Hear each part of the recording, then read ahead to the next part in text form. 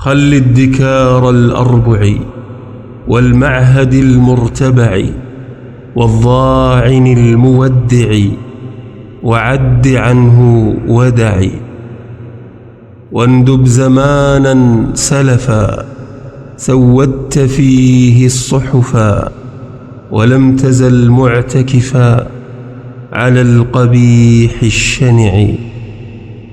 كم ليلة أودعتها مآثما أبدعتها لشهوة أطعتها في مرقد ومضجع، وكم خطى حثثتها في خزية أحدثتها وتوبة نكثتها لملعب ومرتع، وكم تجرأت على رب السماوات العلا ولم تراقبه ولا صدقت فيما تدعي، وكم غمصت بره وكم أمنت مكره وكم نبذت أمره نبذ الحذى المرقع، وكم ركضت باللعب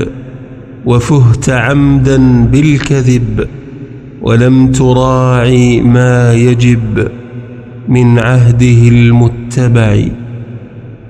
فالبس شعار الندم واسكب شآبيب الدم قبل زوال القدم وقبل سوء المصرع، واخضع خضوع المعترف ولذ ملاذ المغترف، واعص هواك وانحرف عنه انحراف المقلع. إلى ما تسهو وتني ومعظم العمر فني فيما يضر المقتني ولست بالمرتدع. أما ترى الشيب وخط في الرأس خطط ومن يلح واخط الشمط بفوده فقد نعي. ويحك يا نفس احرصي على ارتياد المخلص وطاوعي وأخلصي واستمعي النصح وعي، واعتبري بمن مضى من القرون وانقضى واخشي مفاجأة القضاء وحاذري أن تخدعي، وانتهجي سبل الهدى وادكري واشك الردى وأن مثواك غدا في قعر لحد بلقع.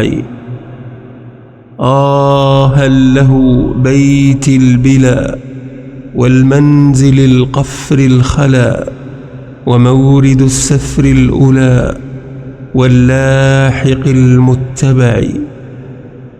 بيت يرى من أودعه قد ضمه واستودعه بعد الفضاء والسعة قيد 3 أذرع. لا فرق أن يحله داهية أو أبله أو معسر أو من له ملك كملك تبع.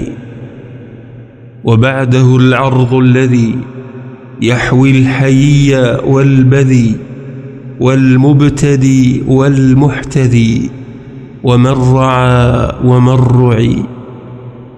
فيا مفاز المتقي وربح عبد قد وقي سوء الحساب الموبق وهول يوم المفزع.